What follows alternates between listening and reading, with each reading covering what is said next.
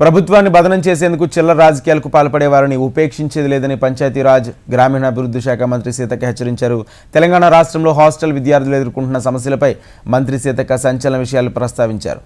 హాస్టల్లో విష పదార్థాలకు, హాస్టల్ విద్యార్థుల మరణాలకు ప్రధానంగా బీఆర్ఎస్ పార్టీ నాయకులే కారణమని అన్నారు. స్థానిక అధికారులతో బీఆర్ఎస్ పార్టీ నాయకులు ఒప్పందాలు కుదుర్చుకుని హాస్టల్ విద్యార్థుల జీవితాలతో చెలగాటమాడుతున్నారని, లేనిపోని దుష్ప్రచారం చేస్తున్నారంటున్న తెలిపారు మంత్రి సీతక్క.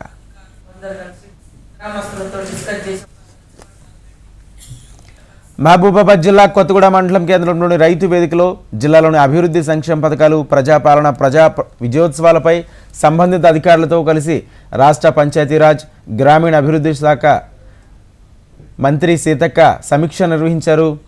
అనంతరం కాంగ్రెస్ పార్టీ ఆధ్వర్యంలో నిర్వహించిన ప్రజాపాలన విజయోత్సవ సభలో పాల్గొన్నారు.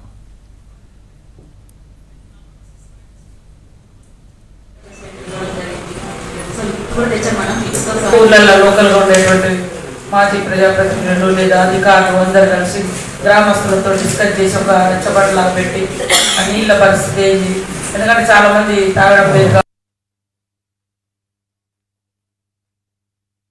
రాష్ట్రంలో హాస్టల్ విద్యార్థులు ఎదుర్కొంటున్న సమస్యలపై మంత్రి సీతక్క హాట్ కామెంట్ చేశారు. హాస్టల్లో విష పదార్థాలకు మరియు హాస్టల్ విద్యార్థుల మరణాలకు ప్రధానంగా బీఆర్ఎస్ పార్టీ నాయకులే కారణమని అన్నారు.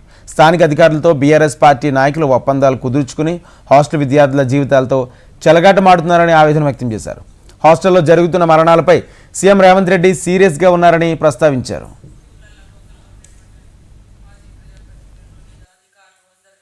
ఇవాళ హాస్టల్లో ఎప్పుడైతే సీఎం రేవంత్ రెడ్డి గారు మెస్ ఛార్జెస్, కాస్మెటిక్ ఛార్జెస్ పెంచడం జరిగిందో ఆ తెల్లారి నుంచి ఎక్కువ ఫుడ్ పాయిజనింగ్ కేసెస్ కూడా స్టార్ట్ అయినాయి. దీనికి ఖచ్చితంగా మాకు డౌట్ ఉంది, మాకు అనుమానాలు ఉన్నాయి, మాకు కొన్ని ఎవిడెన్స్ కూడా వస్తున్నాయి.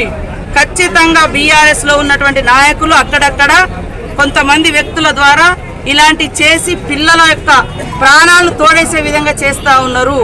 దాని మీద విచారణ చేయాల్సిన అవసరం ఉంది. సీఎం గారు దీన్ని సీరియస్గా తీసుకోవాలి అని కూడా ఈ సందర్భంగా డిమాండ్ చేస్తున్నాం.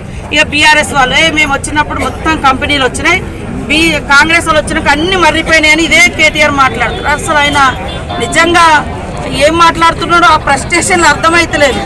మొన్న దాకానే కంపెనీలు పోతున్నాయి అన్నాడు, ఇప్పుడు కంపెనీలు వస్తున్నాయి, ఈ కంపెనీలు వద్దు అని. అరే ప్రజాభిప్రాయ సేకరణ పోతే కూడా మీరు మీ వ్యక్తులను పెట్టి అందులో ఎస్సీ ఎస్టీ అని ముందట పెట్టారు, అక్కడ కూడా వాళ్ళనే వాడుకున్నారు. మీ రాజకీయ కుట్ర కోసం మా ఎస్సీ ఎస్టీలను ముందు పెట్టి మీ రాజకీయ ప్రయోజనం పొందాలని చూసి అక్కడ కూడా ఇవాళ వాళ్ళని కొట్టిరు. ప్రజాభిప్రాయ సేకరణ పోయినప్పుడు ఉల్టా కొట్టింది మీరే, కొట్టించింది మీరే. మళ్ళీ ఇవాళ మహబూబాద్లోకి వచ్చి ధర్నాలు చేస్తారు. మహబూబాద్లో జరిగిందని మహబూబాద్లో నేను సవాల్ చేస్తున్నా, మరి రవి అనేటువంటి వ్యక్తిని కార్పొరేటర్ను చంపింది ఎవరు? మరి అదే మహబూబాద్లో ఎన్ని వేల ఎకరాలు పేదలై, అదే ట్రైబల్సీ, అదే దళితులై ఎంతమంది గుంజుకున్నారు మీరు?